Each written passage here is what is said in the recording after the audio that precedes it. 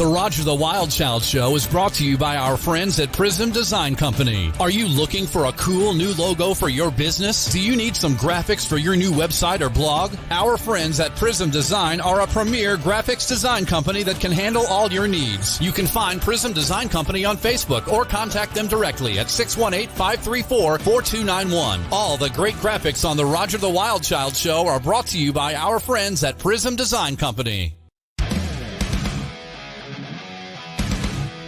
And now, the hottest new celebrity interview show in the universe. It's the Roger the Wild Child Show. Let's get this party started! Ready, set, go! On the air everywhere. It's the Roger the Wild Child Show! It's time for another exciting edition of the Roger the Wild Child Show with your host, Roger the Wild Child, along with musician, producer, and real estate investor Darren Sheff and former Playboy Playmate cover girl and centerfold Deborah Driggs. Are you ready? Let's do this. Starts right now. It's the Roger the Wild Child Show!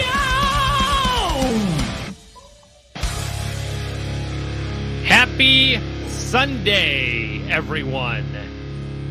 How's everybody all doing today? It is Roger the Wild Child with another great, spectacular show. And Deborah is back, but in not Florida. Mexico. Mexico. Buenas noches. I'm in Punta Mita. Is that where you're at? You fly to Puerto Vallarta, and then it's about an hour drive. It's beautiful. I mean, it's a beautiful little, it's tropical. You're in the jungle. I mean, it's tropical, but you're in the jungle. It's more jungly, I guess is the word. Is that a word? Jungly? Jungly? Sure. Yeah, sure. It is now. Jungly. Jungly. We're going to add that to the Webster Dictionary. That's it. I make up my own words. Anyway, yeah, I heard Wednesday show was really funny and a lot of fun. You missed out. I know. It's all good. We'll have to bring her back on. Yeah.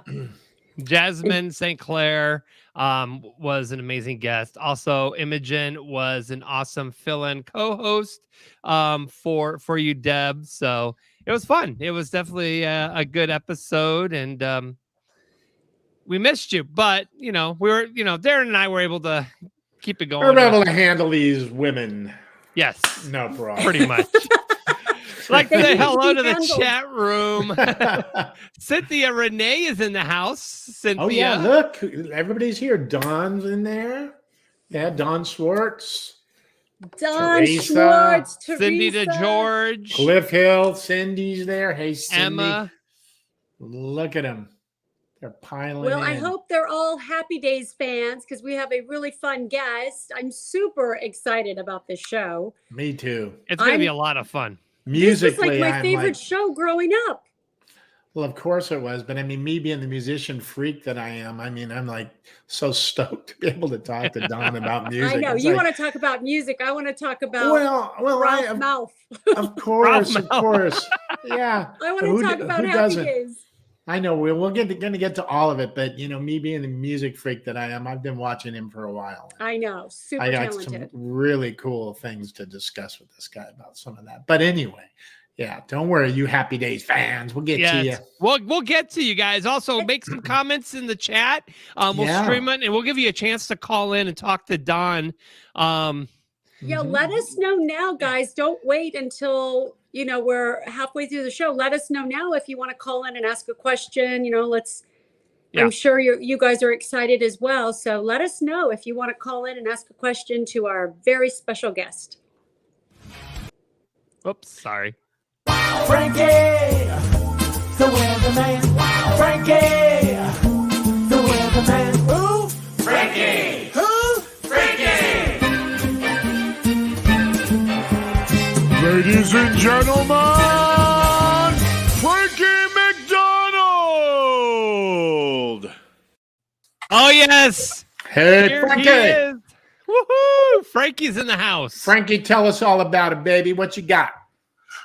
Right now, there's a big storm system off the west coast of Canada, west coast of the United States. It's bring a lot of rain. Victoria, British Columbia, they got heavy rain heading for Los Angeles, California. Tomorrow's going to bring a lot of rain.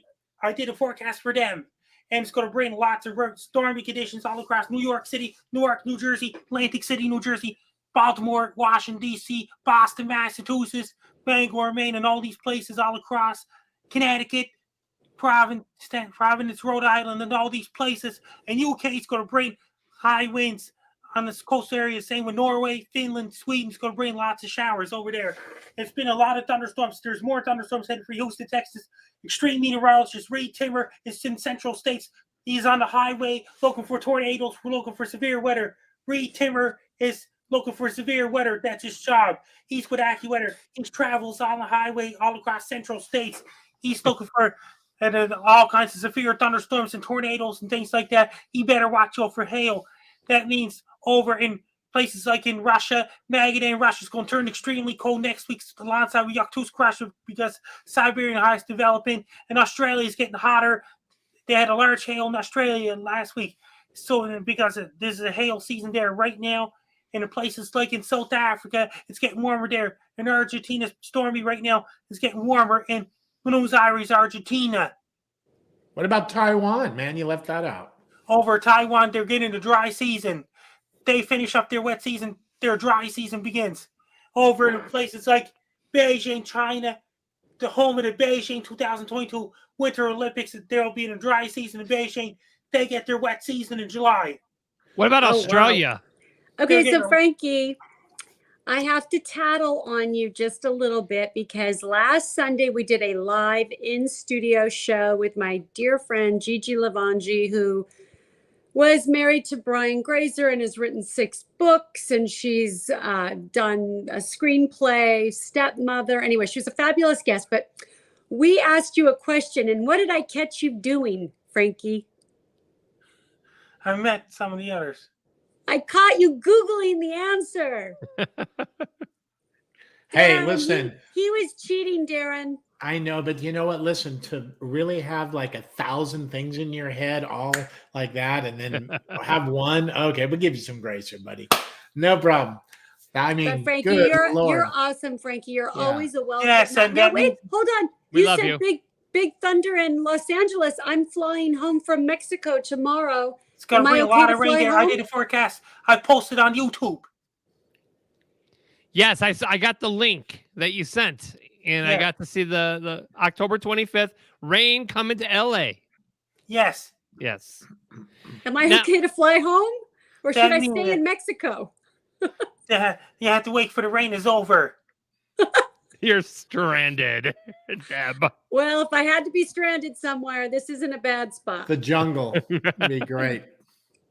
So, Frankie, Because I November. verified the weather models and things like that. I had to do a forecast. I posted on Reddit, subreddit, Los Angeles. Lots of people seeing that. Nice. So, November 8th is a big day because that means you could start your world tour. Is that right? And No, Not really. Not Okay. really. Well, I mean, what? Because the borders are going to open back up, right, on November 8th. that means it's the and then the border and the Mexico border too. And did you hear about that? Russia border is going to open up in a later date. South Africa. Oh, South Africa. They're So all I- opening up. Well, They're when all- are you gonna start your world tour, Yeah, Frankie? Not yet. All right. All right, where's your book? Where's I your got book, it. Frankie? I got it right here. All right, so it's called Be Prepared with Frankie Mcdonald. All right, and do you have a bobblehead lying around too? Of course you got do. Yes. Thank All you, righty, Frankie. See you, Frankie. Yeah, guys. He's got the barcode up. Here we go. That's the National Bobbleheads Hall of Fame makes my bobbleheads. Awesome. Nice. In Milwaukee, Wisconsin. Perfect. All right, Frankie, we will see you next week. Frankie, the weatherman. Frankie, the weatherman. Who? Frankie. Who? Frankie. Oh, Frankie. Ah, love it, man. He's my new booking agent. He's getting me on all these podcasts. I know, No right? He's like, kidding, you got to get huh? on the Robin Slim show. You're going to be on Monday night. You're like, what? Monday? Oh, I'm going to be in Mexico or leaving Mexico. Oh my God. I'm a little That's worried. great. Should I fly home tomorrow with this rainstorm coming? Probably. They're Hey, not gonna Monica, how are you doing today? Hi, Monica. Monica Jean's in there too. Well, who's excited? Oh, you Barnes can and order Noble. Cindy, you can order his book on Amazon. Just And Barnes and Noble too. So Yep. yes, Amazon for sure. Yep. We have an amazing guest, and I know you guys all have been waiting to see him I've come on. been- And you know what? I'm not going to wait. I'm going to bring him up on the screen right now. Bring him in. There he is. Hello, everybody. Yeah. It's Hi. Don Most. Hey. Don, Everybody. he played Archie Bunker in. Wait, I'm sorry, wrong show. Hey. Hey. Yeah, Archie, Meathead. Meathead. No, I don't you were think so. Laverne and Shirley, right? That was it, wasn't it? No, I'm just kidding. Yeah, Squiggy and Lenny. Squiggy. Yeah, That's right. yeah, Oh you my were that God. guy. Yeah. That's the dude. Yeah, well, how do you forget the name Ralph Malph? You know, I mean, that's a It's a a household name. that's a mouthful. Yeah, no Pretty kidding, much, man. yes. Well, we were just saying what an honor it is to have you on the show. I mean, you know, obviously Happy Days was a huge, huge show in the 70s. I watched it every single, Oh wow. you know, I Tuesday didn't miss night. an episode. It was like Oh. Happy Days was Yeah. it. I love Yay. that show. It made me happy.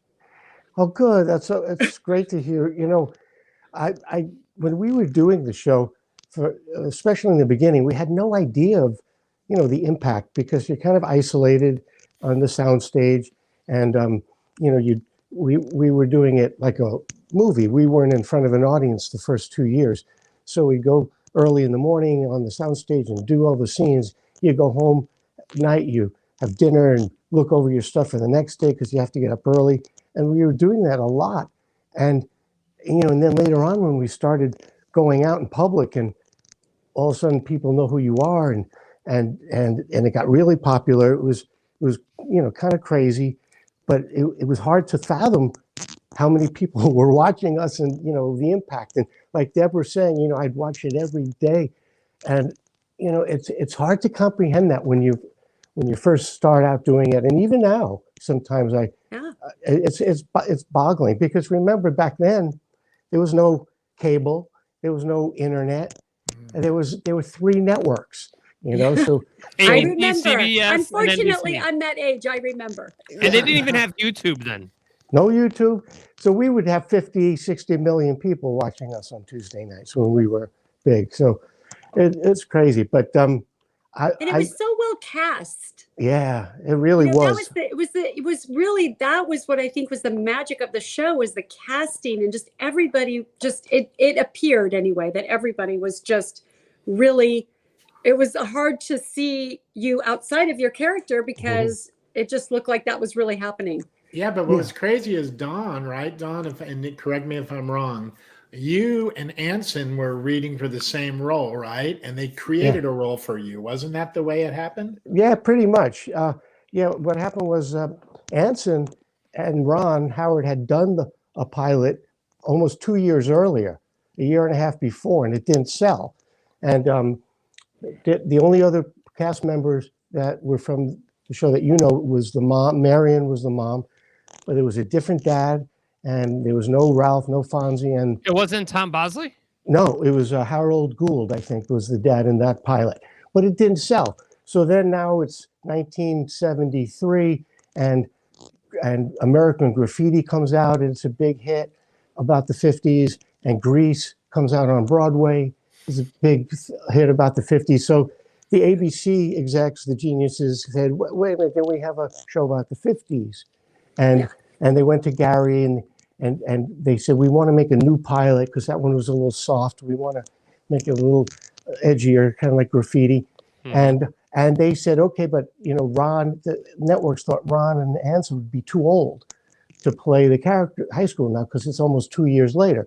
And Garry Marshall is like, no, they can still play it. Well, he made them, the network made Garry screen test Ron and Anson, even though they had already shot a pilot of it 2 years ago. And then there were about, 8 to 10 other hopefuls, me being one of them. Twosomes, somebody screen testing for Richie, somebody for Potsy, and I was reading for Potsy. And Darren, as you correctly stated, what happened was we were competing, and then I found out from my agent on a Friday night, they called and said, you didn't get the part, they're going with Anson again, but they loved your screen test so much, the executives, that they want to make you a regular.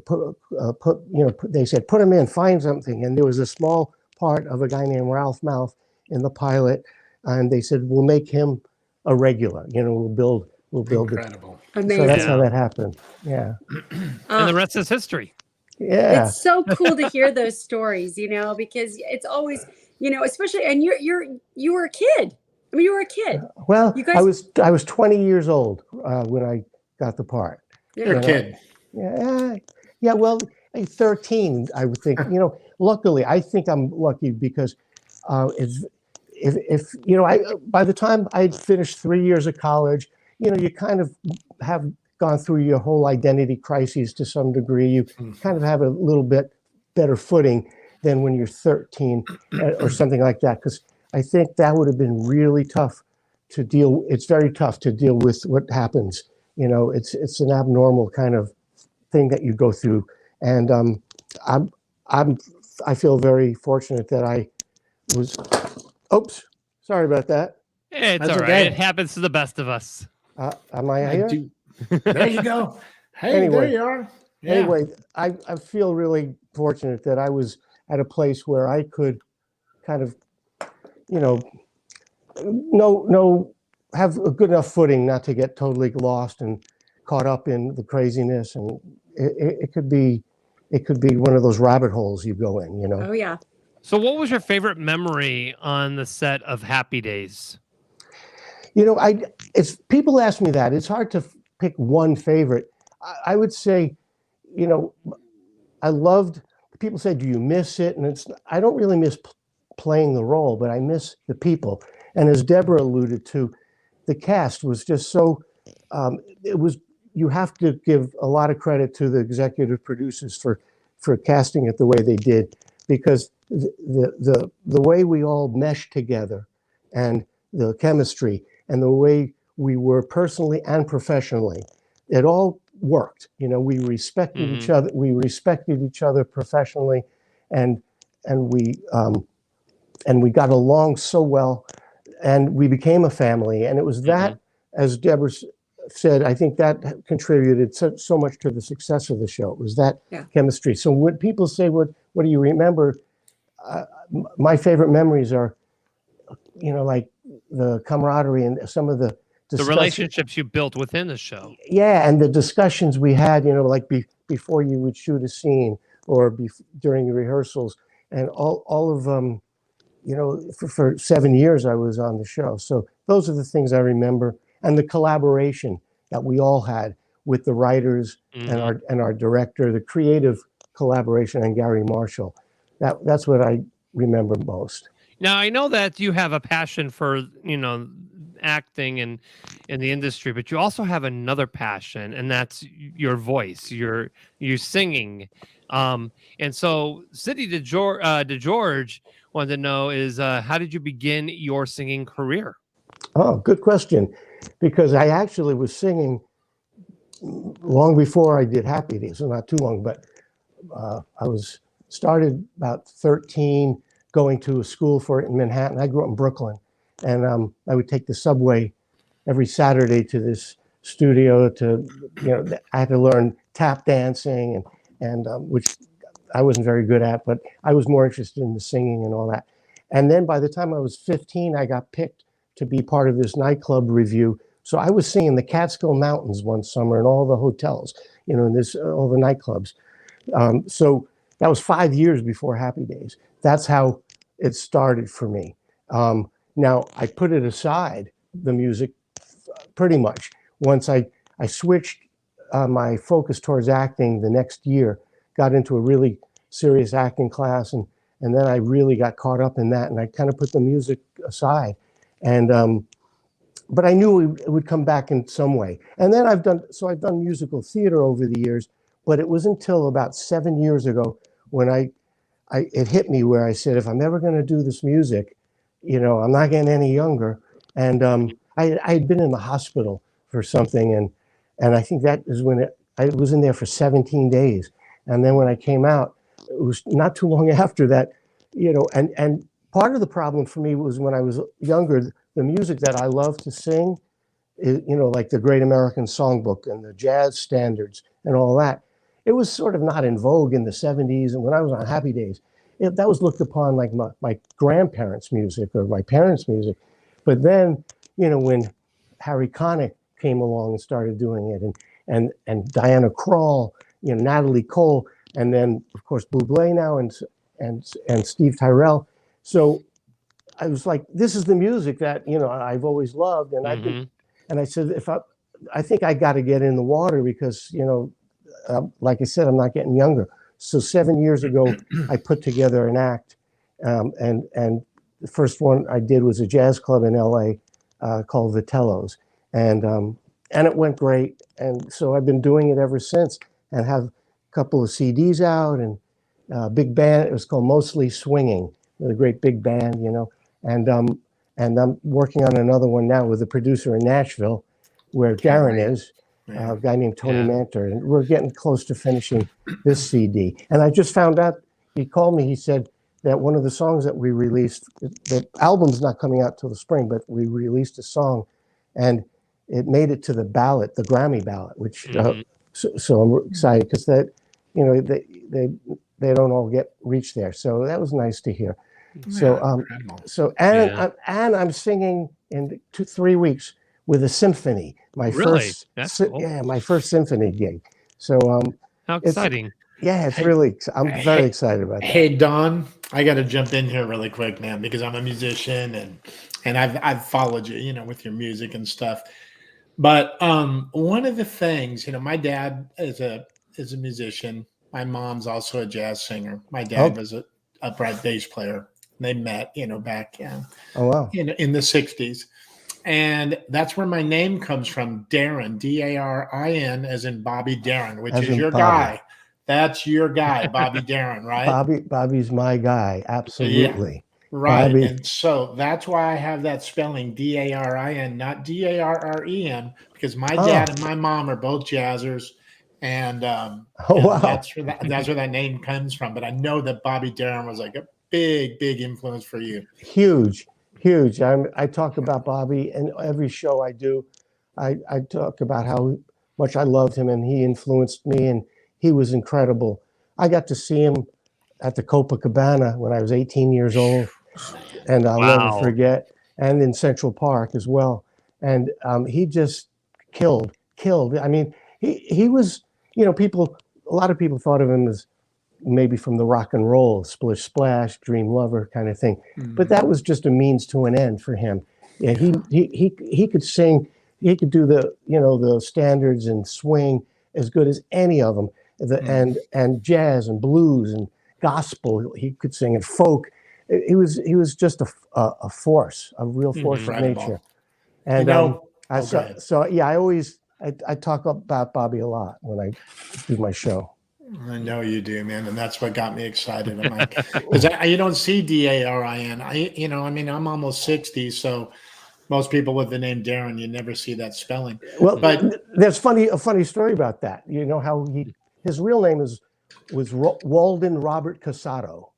That was Bobby's name, Walden Robert Casado. So then he was known as Bobby, and I don't know Casado, but when he was really starting to move into show business and thinking about a name, what name, it didn't feel right.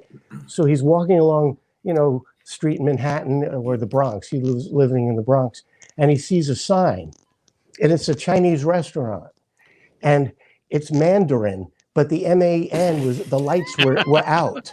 The lights were out. So it was DARIN. Oh, I love it. And I had no idea. What a great story. And that's how he picked that name from that. That's how I got my name. That's Really. your name, Darren. That's how I got it.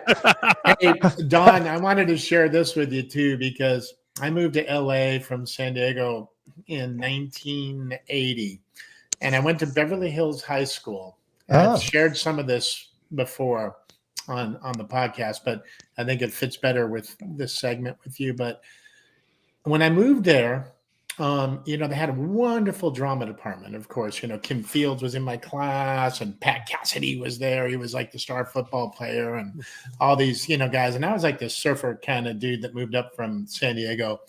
And I meet this guy my first day of school, and we became good friends, which happened to be Lenny Kravitz. But he was not known as a singer at that point. His mom obviously was well known as a great actress. But anyway, so Lenny and I, we were playing. He was a bass player and I was a drummer. And I came from a big band jazz in San Diego. We had like a big band at my high school.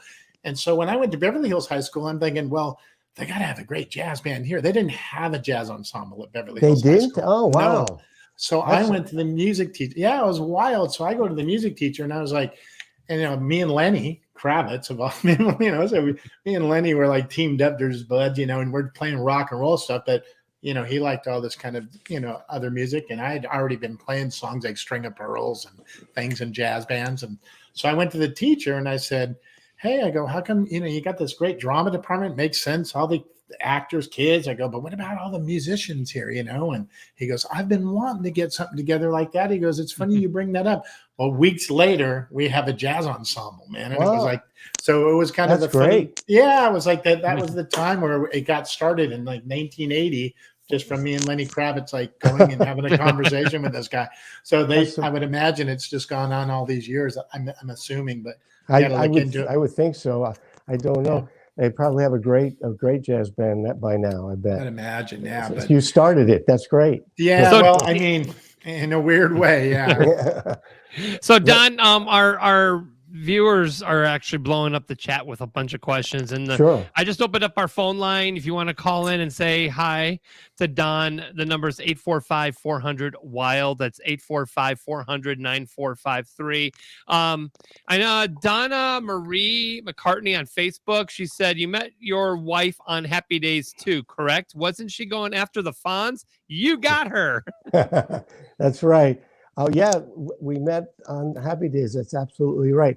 My wife Morgan had a guest starring role, and in it Potsy and I were crashing a modeling studio because we found out that Chachi was working as an assistant for a photographer who was shooting nude models. So Potsy and Ralph, make a beeline and crash the scene.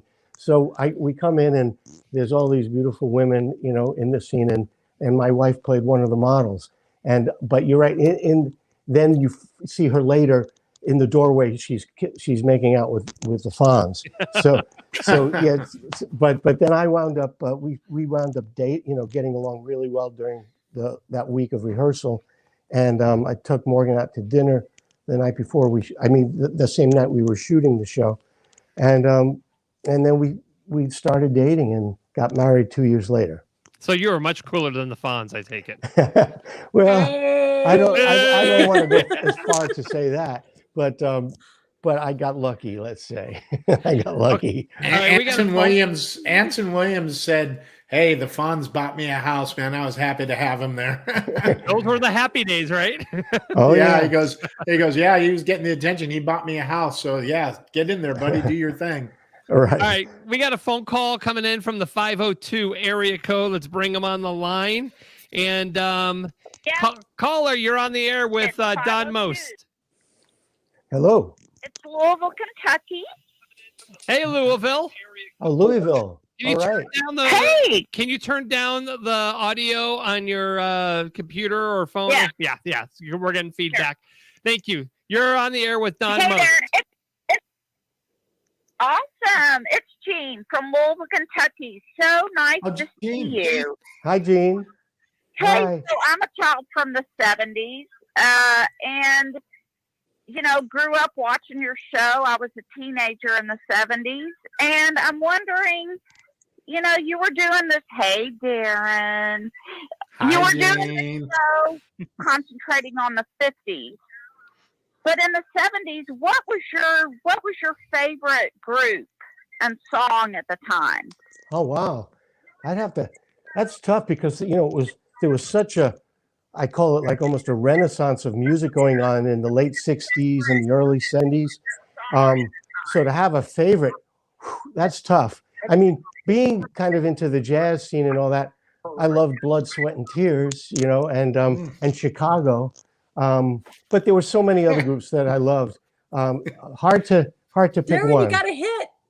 I know. We're laughing, Don, because the guest last week didn't know that my brother was Jason Sheff, the lead singer of the band Chicago. And that's your brother. Oh, wow. Yeah. And so anyway, that's why Jean was like, hey, Darren. Yeah, she's like a big Chicago person there too. But last week there was a kid on here and he was great. He was young and we're like, hey, do you like Chicago? He's like, nah.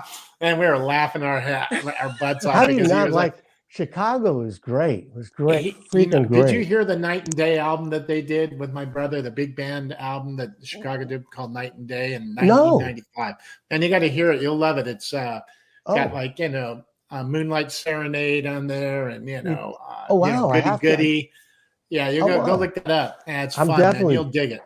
You'll dig it. But anyway, that's we're just laughing because you're like Chicago, like it's no big deal to us. It's like somebody going, "You're from Happy Days." Well, yeah, we grew up with the band, so.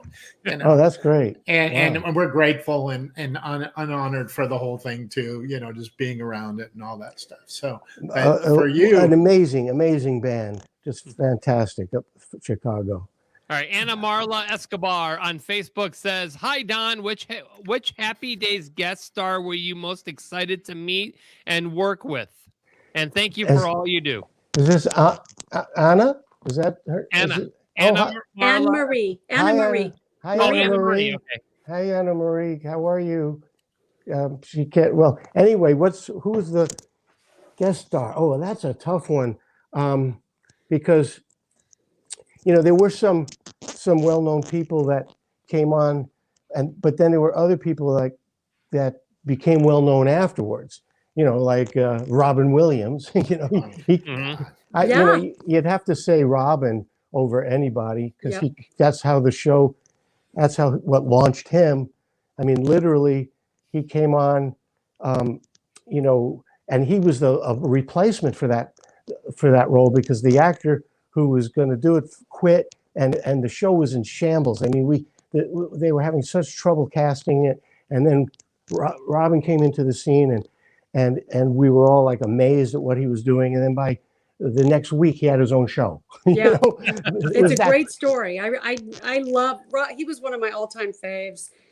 Yeah, and when I watched so much documentaries about him and his life, and a lot of his specials, and he talks all about that. The Happy Days put him on the map for Mork and Mindy. Yeah. Planting his head right into that seat. Was great, wasn't it? He just like, you know, amazed everybody. And he was, you know, playing a guy from outer space. And it seemed like he was from outer space because he was thinking and his mind worked on a totally different dimension, it seemed. But we had some other great, I remember Danny Thomas was a guest star, and oh my God, there were Hank. I was excited when Hank Aaron came on, the baseball famous great. Oh, that would have been cool. That was awesome, and I'd have to like really think about. Pat O'Brien was a guest. He was a famous actor from some of the like movies in the 30s. Right. The famous football movie about Newt Rockne, I think, and I don't know. I'll have to think about that and. On the next appearance, when I come back, I'll have a list. There you go. You have to come back. Okay, so Mary Ann McVicar, I believe is how you pronounce it. McVicar, buddy, get it right. No, I'm just kidding. McVicar. Okay. What's the best place online to find all your upcoming concerts or meet and greet appearances, Don? Oh, that's a great question. And I'm having a bit of a quandary. My website is down, and it's a long story, and so I have to get it back up, and then that would be a good place. But for now, I post everything on Facebook. Don Most is my page, and then also on Twitter, it's at Most_Don. Those two places are probably where, and Instagram, it's Don Most 1, because I'll post about all the upcoming appearances and whatnot. Excellent. Don, who do you stay in contact with? Anybody? Like, do you have long-lasting relationships with any of the cast members? Oh yeah, absolutely. We stay in touch. It's like, like my cousins and my aunt, and I talk to Anson Williams. He's like my best friend. So I talk to Anson several times a week, and I see him. I'm going to have dinner with him after this. That's where. Oh, nice. Yeah. Well, maybe he'll come on the show too. Sure, we could do that. But yeah, so and I haven't seen. I talked to Henry and Ron through email a lot, because everyone's all over the place. But we stay in touch. We definitely stay in touch. I actually read for Ron when I was deep in my acting career for a movie called Far and Away.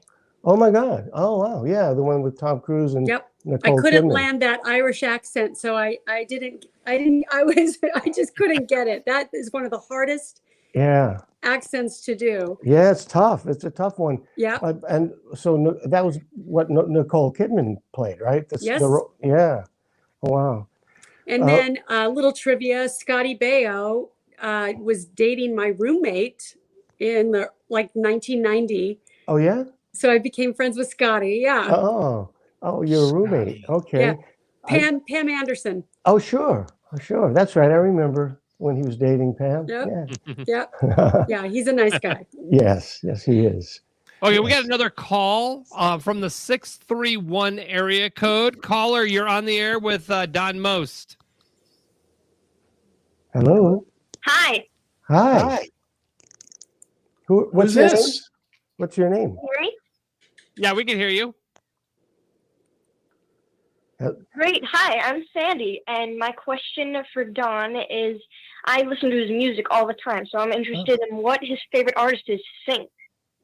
What's my favorite artist? You mean that I listen to? Is that what you mean, Sandy? I believe that's what she said. Sandy, is that right? You wanted to know what his favorite artist or who his favorite artist is? Yeah, that's right. Okay. We touched upon him before. Bobby Darin was my favorite and still is. So I would listen to Bobby, but of course I love Sinatra, and I'm a big fan of some of the jazz singers like Ella Fitzgerald, and I love Diana Krall. I think she's fantastic, and I'm trying, but I also love, I listen to a lot of classic rock because I love that too, because I grew up in that era. So there's a lot of influences there, but I would say Frank and Bobby and Frank are probably the main ones I would listen to. Okay. Thank you very much, Sandy. And I got another call from the 619 area code. All right. So let's go ahead and bring them on. That's San Diego. Oh, yeah. Yes. Hi, San Diego. You're on the air with Don Most. Hello. Hey, Don Most. Hey, how are you? Chris, I'm a friend of Darren's, actually. Childhood friend, another musician right there. Oh, Don. great. Your name's Chris? I'm sorry, the phone is breaking up. Oh, good. We can hear you fine. Yeah. Well, I don't think Darren knows this. I haven't seen the whole show tonight, so I don't know if you talked about it already. I don't think Darren knows this, but my mother and his mother both went to Point Loma High, and so did Marion Ross. Did you That's know that? right. That is right. I forgot about that. You're absolutely right. She went to our same high school. Oh, wow. In Minnesota? Is that still there? No, in San Diego. In San Diego. Oh, yeah. I thought she'd gone to San Diego. No, I was just wondering if she ever mentioned to you growing up in San Diego. And by the way, I loved the show. I watched it. I never missed it. and I loved all your guys' characters. Oh, thank you so much. Chris, Dawn's kind of looking up in the ceiling. I think she might have moved there later on. Like, did she grow up somewhere else and then move to San Diego? Yeah, she grew up in Minnesota, and then she moved. She moved. You know, she was pretty young, but I think it was after high school when she moved. Who knows? Maybe she moved there and was a senior her last year, maybe. Yeah, they have her listed as Point Loma. I'll have to ask her. I was going to give her a call because it's her birthday tomorrow, so I'm going to call her. Oh, nice! I will find out. Happy birthday, Marion Ross. Yes. Yeah. 93. She'll be. Oh, mazel I don't know if I don't know if Roger can hear me or not. Yes. My mother is 85, and so is Darren's mother, and they both went to Point Loma High. Like I said, I was just wondering if she ever mentioned growing up in San Diego. No, I don't remember that. I mean, I know she was. And I did watch some of your videos, Dawn, most, and I love the singing because I'm a musician as well. Oh, thank you. I appreciate that very much. Thank you. Yeah, she talked about San Diego, but I thought it was after, you know, when she was sort of maybe our connection's horrible. 20 years old or something. But I'll find out. But I know I think you're right. I don't think she grew up there. She does have a great affinity for San Diego, and she spends a lot of. She has a place down. I forget the name of the town. But it's one of the towns right, very close to San Diego. So I know she loves it down there.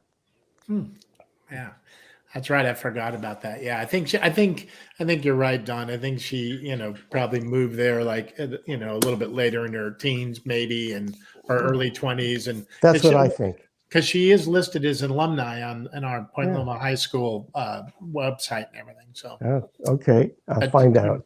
Yeah, yeah, you can let us know. If I will. Satire. So you got a movie coming out with Anson Williams. Harvest Time, right?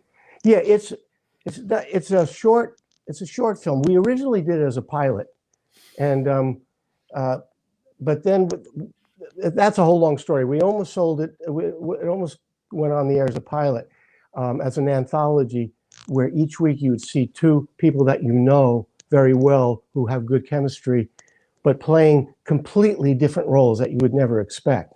And that's what this is. I mean, we're playing. It is so different, and so the producer decided for right now he submitted it to a bunch of festivals, and so far, you know, we've been accepted to every one he's submitted it, and we've been getting some really nice awards too. Nice. Anson and I just won Best Acting Duo at the New York International Cinema Awards, and then there's another festival, New York Long Island Festival, that just went on, that I'm nominated for Best Actor in the category of drama, short drama. So amazing, it's been winning some, you know, best script and best director. Anson won a best director at one of the other festivals. So it's a really great piece. It's very dark comedy, and and people like, you know, are not expecting us to be like that. But once you start watching it, you get caught up in it. It's a really beautifully written piece by Fred Stropel, who's an award-winning New York playwright. And this was one of his one-act plays. And we kind of converted it. And Anson directed it and did a great job. I think people should see it. You can't see it now because we can't have it up on, you know, YouTube or any of those places while it's going doing the festival route. But afterwards, people could look for it. Harvest Time. It was a great experience. That's super exciting. I'm looking forward to that. Yeah, you'll get a big kick out of it. It's so unexpected. Love it. Can't wait. I got another call from the 661 area code. Let's bring them on the line. Hi, you're on the air with Don Most. Hi, it's Terry Pierce, Don. Oh my God. Hey, Terry. Oh my God. How are you? Don? Yes. Terry. Wow. Where are you? Oh, I can't. I know. Wait a minute. I turned my volume down. Sorry. Where are you? Hi. Hey, good to hear you. Good to hear your voice. At home waiting for the rain. Oh, wow. Oh, yeah. Okay. Good That's to hear been- yours. Listen, tell Marion I said happy birthday and a big hug. Oh, I sure will, Terry. I certainly will. So good of you to call. Tell Marion I said happy birthday and a big hug. She got the music on delay right now. Yeah. I will. Are we going to get your film on the award circuit? Yeah. Yeah. It's doing the circuit now. So we're probably gonna hopefully get into some of the bigger ones too, like Tribeca and Sundance and all that. So we'll see how. That's amazing. Yeah. Sundance is one of my favorite film festivals. Oh, you've been there several times? I have been a few times, and I've actually gone to the Sundance Institute. And I don't know if you know a gentleman by the name of Stephen Haft. I don't think so. Yeah, he's in the entertainment. He's a producer, and he actually ran the Sundance Film Institute for a while. And so he actually got me tickets the year that they previewed in Bruges. Oh. And I would just go back to back. I would just like movie hop and see 3 movies a day during the festival. It's a great festival. Yeah, I've been to it once. I enjoyed it immensely. Yeah. It's cold. A little cold. Yeah. Snowy maybe. Just a tad. But beautiful. Beautiful in that town. I love it. So how did COVID affect you, Don? You know, it's kind of crazy because I had a busier year during this last year than I'd had in a long time. It's like, I don't understand how it happened with COVID, but I did from November till May, I did 4 films.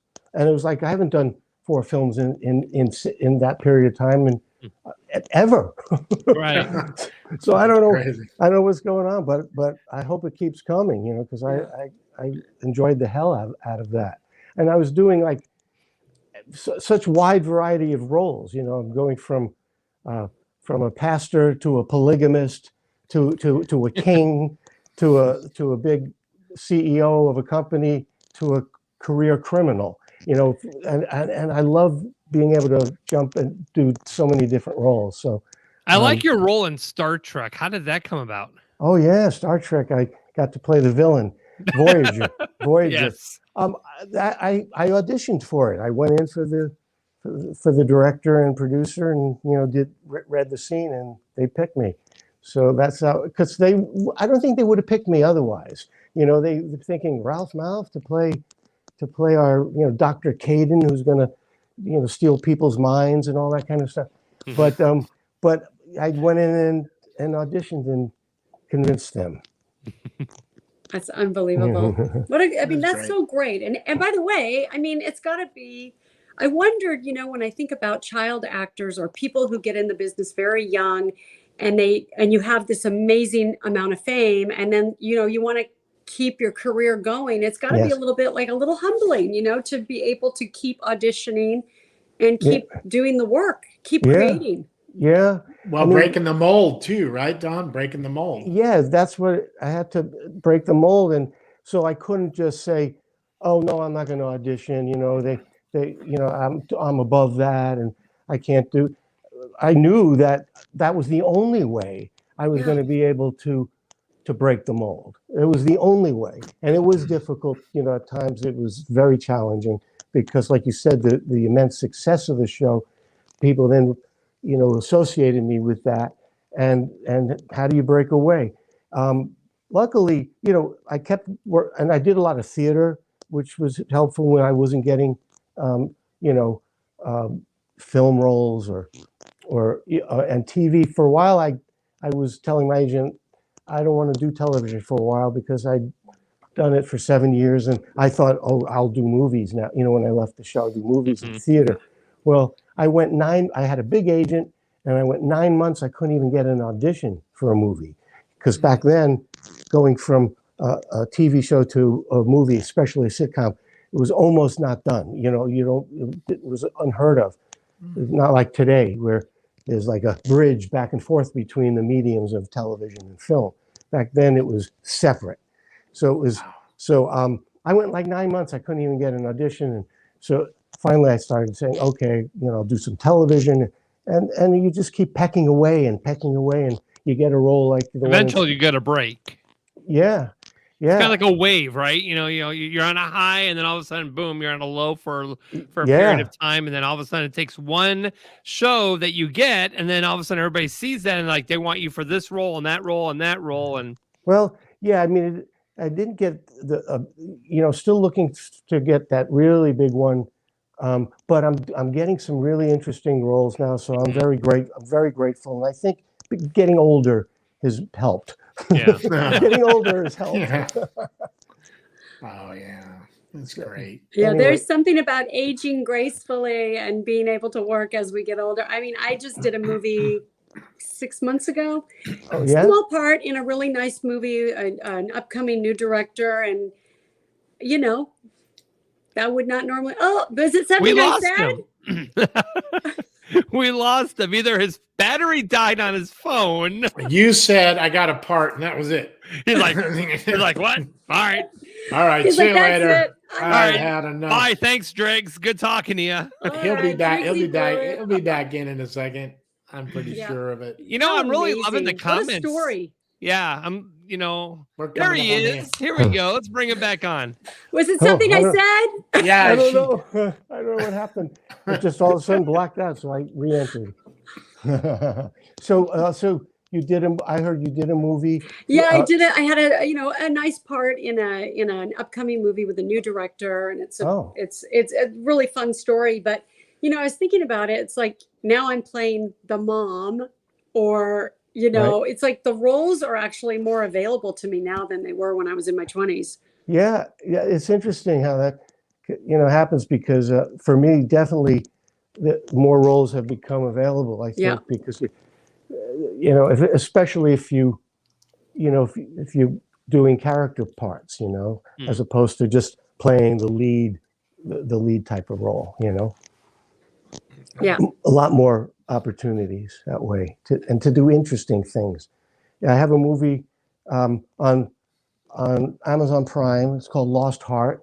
I play a pastor in that, and it's a very interesting film. And another one on Amazon called Man's Best Friend. I play a defense attorney in that one, and then I just did something called County Line with Tom Wopat and Casper Van Dien, and that'll be out in the spring. And then there was one I was just going to tell you about. Oh well, I'll think of it. You see, I was doing so many. I had a lot of fun. I did a holiday movie for Lifetime called Holiday in Santa Fe, shot in Santa Fe. Oh, And beautiful. so that'll come out on December 10th. What do you think about what just happened in Santa Fe? Oh my God. I still, there's so many questions. Yeah, I know. It's so tragic. It's so It's sad. so tragic, and I couldn't believe it. Actually, I was like, "What? This is like a bad dream." It kept popping up in my Twitter feed, and I thought, "This can't be real. Is this fake news? Like, what's happening?" Yeah, it's kind of like Brandon Lee all over again. Yeah, exactly. I was. It's upsetting, but there's so many questions that I think everybody has, and that I don't even want to get into, but. It's horrible not clear. all the way around. Horrible all the way around. Yeah. Oh yeah. No, it's a real everybody. tragedy. Very, very sad. Yeah. But Hey, yeah, I could not wrap my head around that one. Yeah. Hey Don, back to music really quick. I gotta because we're coming up on the hour here. Hey, my question that I wanted to ask you, buddy, was what was the feeling like when you actually had the strings and the horns behind you for the first time, man, and you had that power behind you, and you were up there singing with that band? I don't know if you started with just, like a quartet, piano rehearsing. I don't know how you ramped up into that to have the full string section and the horns. And what was that like? Now that had to be like gigantic for the first time getting out there with that band behind you, doing your thing. Oh yeah. Unbelievable. Yeah, I mean, I started the first one I did at Vitello's. I think we had 7 pieces, like 3 horns in the rhythm section, and then it was a little while before I finally got to do it with the big band, but it was 17 pieces, but no strings. But still, when I had that big band for the first time, I mean, like you said, the power, and I get high. I mean, it's such a high for me. I just feel like it's like riding a wave or something. I'm not a surfer, but with all that behind you, and if you're in the pocket, if you're right in the pocket with him, it's an incredible high. I mean, I love it so much. And then I finally got to do one where I had strings and the horns. It was a tribute to Sinatra at the Count Basie Theater. I did it, and we had strings and horns. I was just in heaven, and that's why I'm so excited about doing this symphony on November 13th in Hershey, Pennsylvania, because we're going to have even bigger. You know, besides the strings and the big band, you know, there'll be some French horns and there'll be the oboes and all that kind of stuff. And like incredible. I'll be like I don't want to say something in my pants, you know. Hey, well, Don, I will tell you this, man, and this is no blowing smoke. You know, I mean, I come from big music, been around it, grew up around it in Hollywood. My dad was Elvis Presley's bass player. You know, my brother was in the band in Chicago for 35 years. Oh, God, yeah. Wow. And, you know, and I've been around the David Fosters. I've been around like all these massive guys. I've worked with them myself.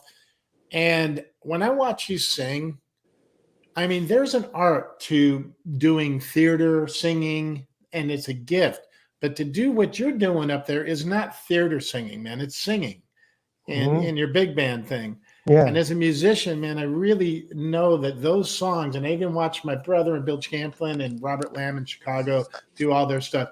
These songs, no matter what your key in it, these songs, the ranges of these songs, man, you go down here and then up. Yeah. I mean, these, and that you have to be a naturalist to be able to sing that stuff. You can't fake your way through that kind of singing. No. And man, I'm just telling you, without just blowing smoke, as a musician, man, I see it in you, and I loved it, man. It was like really just like that guy's a singer, man. He's a singer. Yeah. Thank you so much. I appreciate it. Yeah, well, I like I said, I started doing that first. It was my first love, so to speak. Yeah. And then, you know, and I studied voice with this woman. She was taught opera, you know, and I studied with her for a while. And then out in LA, I studied with a different voice teacher, and then listened to all the greats. And because I love it, you know, I feel like it's in my blood or something, you know. It is, man. Yeah. Because there's a lot of people that love it that can't do it, you know. I mean, and there's good singers that can't do it. I mean, it's you know, like the great Bobby Caldwell, man. You ever heard him? Oh yeah. Do his thing? He's like one of my all-time favorite singers. But then he's, you know, segued into all that big band stuff. And he did a great album of the big band stuff. Yeah. Really great. I loved it. Yeah. Yeah, so man, I mean, you know, I'm all over that stuff too. So I loved watching you do your thing, and it's genuine, man. It was good stuff. I appreciate it so much, and I hope to keep doing it, and then you know, mix it with the acting too. You know, I mean, juggle. It's a bit of a juggling act, but do you have a book coming out at all, by chance? You know, I don't. Some people have talked to me about it, but I didn't feel I'm ready, you know. I feel like it's just too much more to happen, and I'm just maybe, you know, a little down the road. We'll see. Well, that'd be great. What an incredible career you've had. Congratulations, really. Such an amazing career. Oh, thank you, Deborah. And just you know, I love this new path you're on with the singing and all these movies coming out. I'm actually I have time tonight, so I'm gonna go on Amazon Prime and catch up on all your work. Thank you. Yeah, I feel the best is yet to come. You know, that's how I'm feeling. So that's what I say. Yes. When's the Nashville project supposed to be wrapping up? Any idea? Yeah, I think we'll probably be done. You know, by spring, nice. March, April, something like that. I think. Perfect, man. And we'll release the album. It's a good one. I'm really excited. Well, come on back on the show when your album comes out so we can promote it. Absolutely. Definitely. I'd love to. I'll take you up on that. And tell Ponzi to come on. Yes. I can get Anson to come on. Sure. Let's do it. Let's bring both of you guys back on together. Okay. Awesome. Okay. God knows. All Thank right. you so much for taking your time and giving us this hour with Oh, you. my pleasure. Yeah. Thank you so Thank much you, for buddy. enjoyed Thank talking you with very, all of very you. much. Thank you so much. Yeah, Thank me you. too. Thanks, Don. Thank you. Take it easy, Bye-bye. buddy. Wow. Wow, what a guest. Incredible, Just man. the nicest human. Really is. Very humble and down to earth. Just a beautiful human, really. Yeah.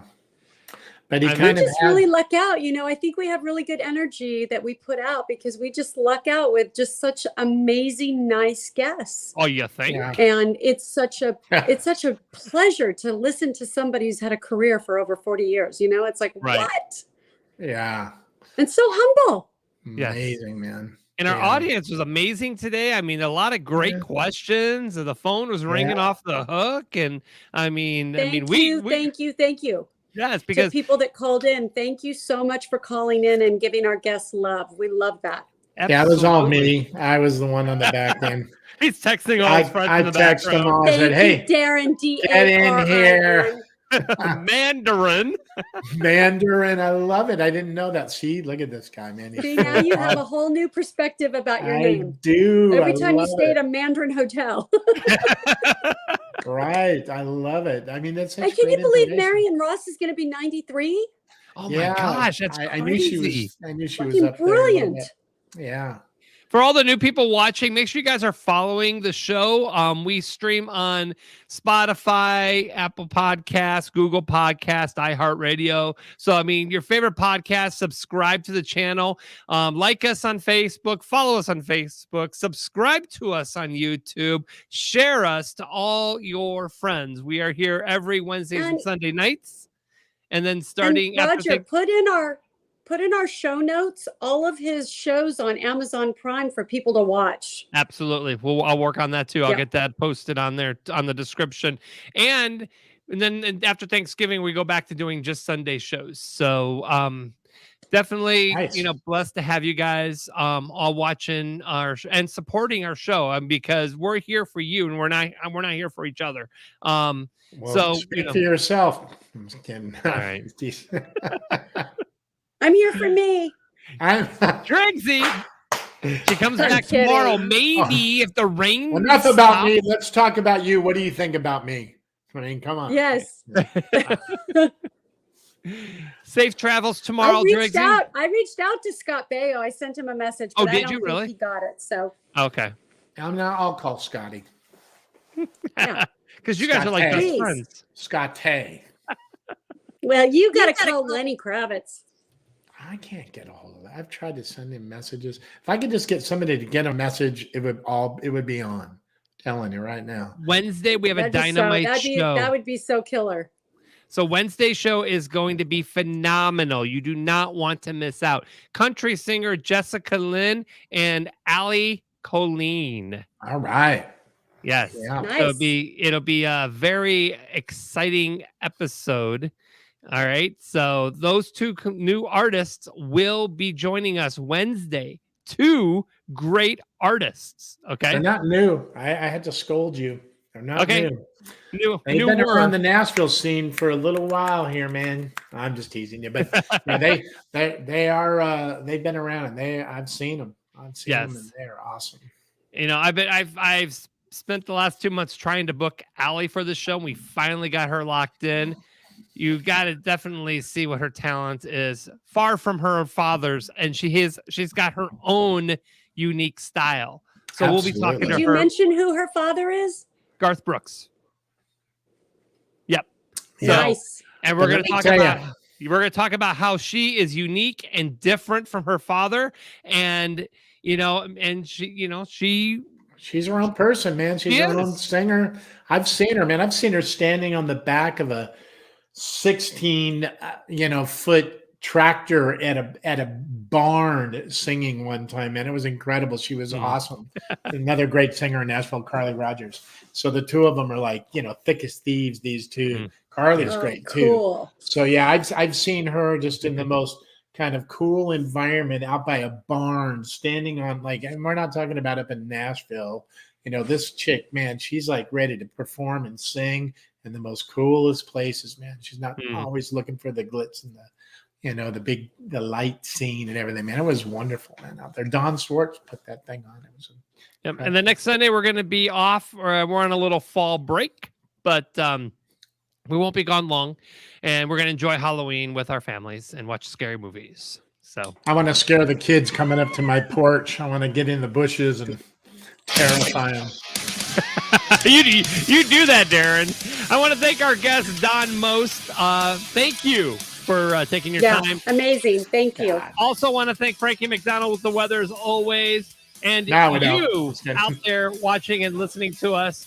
For Darren Chef, Deborah Driggs, I'm Roger the Wild Child. We will see you Wednesday night. I'm digging those glasses, Driggsy. Yeah. I know. I got some comments that people liked my glasses too. I like your glasses, and I like your lid too. It's just tousled and I can't really see too well, so. Hey, it's looking good, I'm man. on my phone tonight. You just look like you're at the beach, man. You're grooving. It's a natural vibe. You are grooving. Thank you. Bye, everyone.